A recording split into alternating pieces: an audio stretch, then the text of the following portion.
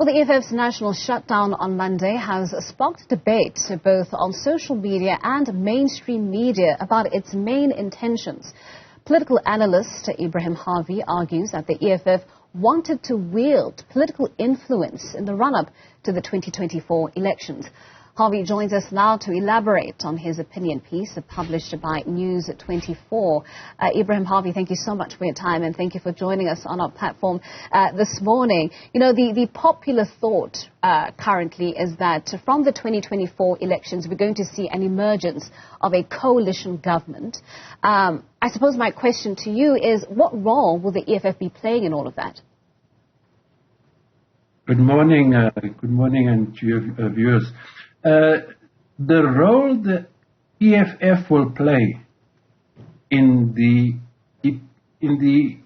after the elections next year will depend on the amount of support that it garners in those elections. Now, there are a number of indications that tells you.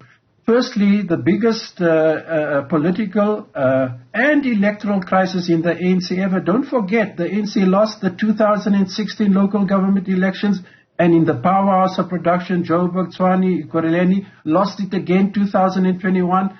So you can see that even the voters are waking up to what is going on.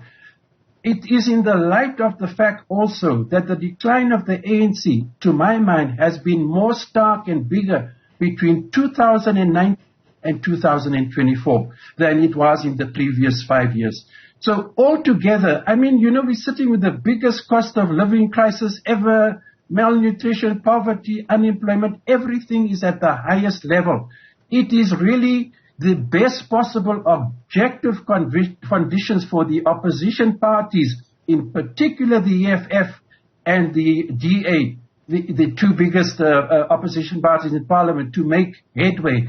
And I think that in 2024, really, against the background of what I've just mentioned now, I think a lot of people who were voting ANC, including in the local government elections of last year, might think again. If you look at what is going on in this country, everything is falling apart. We have the biggest infrastructural crisis in the country ever. Who can believe me saying this in post-apartheid South Africa? Right. The black majority, that is the main electoral support base of the ANC, is facing the biggest crisis, and especially what load shedding, the destructive consequences, devastating of load shedding, I think is going to weigh heavily on the ANC in next year's electoral outcome. Right. Well, you mentioned the load shedding crisis, the high levels of unemployment, the cost of living crisis that South Africans are having to endure under the ANC's tenure.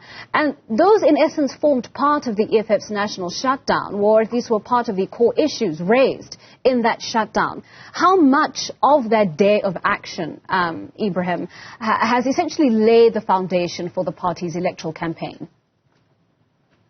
No, if you read my column in News24, I'm certain. You know, other analysts will draw other conclusions. Analysts and commentators bring their own politics and ideology into an appraisal of events. Always remember that. There's no doubt that I think, I mean, why would the SACP's new leader, you know, be saying that the EFF shutdown was a success? We have to see what this signifies. You know, if there'll be closer relations between the EFF and that party, what implications that will have to the ruling alliance. But no doubt, I think, given also the fact that the next day was a public holiday and so on, that it was a fair success, you know, and certainly what it will do, which I argued in the column, I think it's going to lay a formidable basis in the run-up to the 2024 elections on a more militant note and program, which is, in fact, if you look at who is the constituency of the ANC, of the EFF, the constituency is a very disgruntled, impoverished, highly unemployed black African youth. They are the most unhappiest people in this country at this moment, and they constitute the support base of the EFF. I have no doubt that the EFF is going to climb above the 10-11% that it had before. I think you must look at between 15 to 20% electoral outcome in favor of the EFF in next year's elections. I think the DA is also going to benefit, but to a lesser extent than the EFF. I think the biggest beneficiaries in next year's election is going to be the EFF. As a result of this, the worst ever crisis we have in this country and the worst ever crisis in the ruling ANC. Right. Never before have they faced such crises on every conceivable front. Right. But Ebrahim, this debate around whether or not the EFF's national shutdown was a success or not can equally be, just summed up as political posturing, really. When we talk about electoral increases in voter bases, we're talking about numbers. And you sincerely believe that what we saw on Monday is a precursor, in essence, to this organization's ability to do just that, to grow its voter base. They've predicted in their own internal polls that they're going to see increases in voter numbers by up to 3%. Where are those numbers coming from? Where are those figures coming from? Who are these individuals who are forming part of this additional 3% voting for the party? Okay. They come from exactly what I just said. They come from the black working class majority in the townships have been historically. That is where the ANC support primarily comes from. Even the COSATU, the trade unions, where are those members living? They live in black townships. So that is why, and that black working class, you can see what is happening. The COSATU did not even secure a seat on the NEC of the ANC in last year's elections. It tells you how troubled the alliance is between COSATU and the SAC, and the ANC. There is no doubt that, in fact, this crisis that I speak to directly impacts and affects. Look at load shedding. Who is load shedding? Load shedding is not so seriously affecting a middle class and better elite who can buy renewables, panels, inverter batteries, etc. It has affected seriously, I believe, and to an extent that people are going to think again about voting for the ANC as a result of the load shedding crisis in particular, and alongside that, the worst ever cost of living increases and crisis that we've ever had. And there you have it. So this big shift I anticipate. You see, we must not get confused between the belligerence of the EFF at times, the violence that may, etc. They're the youth. Remember, the youth have always the most energetic, militancy, etc. That is how I see the EFF. But it's the impact on the working class majority and particularly the black African youth, highest unemployment ever, that is going to signal, to my mind, a shift in favor of the EFF, I anticipate, in next year's elections. All right. Well, the EFF has also set its sights on toppling the DA as the country's official opposition. We know that at the last elections, the DA came in at around 20%. As you mentioned, the EFF is still sitting at that 10% that they managed to solidify after 2019. How realistic are these goals of toppling the Democratic Alliance as the country's next official opposition? No, I don't think the successes the EFF will garner electorally in next year's election will be sufficient to topple the DA as the official opposition, largest party in parliament. But I think certainly it would be, and you mentioned 3%. I'll tell you, it's so bad at the moment that it might even exceed 3%. I think it's realistic to expect that the EFF will sit with about 15%. At least, I think. That is how bad. We're really in the worst situation ever in this country, man. And in post-apartheid South Africa under ANC rule. Look at the statistics. Just look at the stories in the media, social media. Everything is gloomy and despondent at the moment. And I think it's going to have a telling impact on the electoral outcomes next year. And I think many people in the ANC themselves are anticipating now that they're likely going to go below 50%. I think it's so bad, I'll tell you, I've said it in numerous columns and TV interviews, I anticipate a 40 to 45% of the vote for the ANC. A massive loss, from the 57% they got in the previous elections. This is what's going to happen, I believe, inevitably in next year's elections, and that's how very big the current multiple crises are, which is converging at this particular conjuncture in our post-apartheid history. All right. Well, clearly you're predicting electoral growth for the EFF in next year's elections, but just not enough to topple the Democratic Alliance. Why is that?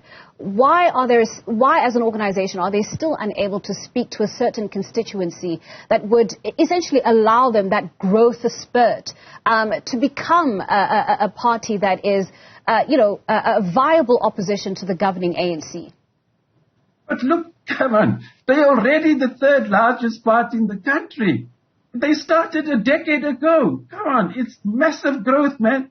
From 2013 now, a decade later, third largest party. And you must remember, politics and even as big as this crisis is, happens incrementally. The elections is not going to result, I'm certain about it, in the EFF displacing the DA as the official opposition. But it will grow considerably from the current 10%. And you can imagine if it even reaches 15%, what a massive growth in voter turnout in favor of the ANC, of the EFF, it will be if they even get to 15%. But I think it's a bit unrealistic. There are a lot of things at play here. The EFF, the DA's machinery, resources, lots of things, that come to play here in looking at these things, and not just, the social crisis. Because the social crisis, if that was a yardstick to measure with, and who primarily is affected by this crisis, the African black working class youth in particular, the DA, the EFF should, by right, on that basis, become the official opposition. But it doesn't work that way, and it will be a massive gain for the EFF, I'll tell you, even if they get to 13, 14, 15%. And then thereafter, I think you'll see an even bigger shift if the crisis deepens and the crisis with the ANC deepens, as it has. It's the worst crisis not just in the country. It's the worst crisis ever on every front in the ANC itself. All right. Are we likely to see any sort of tonal shift from the EFF as it continues to sort of make these strides, these political strides, these incremental forms of growth that you're mentioning? Are we likely to see a tonal shift within the party? And I mentioned that because earlier you said that we shouldn't pay attention to the party's belligerence. We shouldn't pay attention to their political rhetoric, which sometimes can be perceived as inflammatory, but rather focus on the issues that the party is tackling. But can we expect some kind of tonal shift moving forward as they try to be more attractive to other constituencies that do not form part of their current voter base? No, that tonal shift has been happening from the birth of the EFF. The EFF is born on a radical basis. If you look at all its literature, the EFF is seeking fundamental transformation in this country, and they don't mince their words about it, and you can see who they target, etc. There is no doubt to my mind that you'll find even now, because it speaks to and relates to the biggest socio-economic crisis we've ever had, not only in post-apartheid, but ever in the history of this country. This is what's happening. So I suspect, and you can see it now with the shutdown and what Malema and them are saying, you're going to see an increasing radicalization of the EFF. And I'll tell you something else I predicted in that column. You see Carl Niehaus present there alongside Malema, the birth of his radical economic transformation movement in January. Look at things that's going on there, and I'll tell you, I predicted that you might even find the EFF moving closer to and forming some electoral coalition against the ANC with the likes of the radical economic transformation groupings in the ANC itself. All right. I mean, there's opposition to Ramaphosa at the moment, and you'll see those forces galvanizing, and who knows what can happen in next year's election. All right. Ebrahim Harvey, thank you so much for coming on to our program today and sharing those insights with us. Up next, we bring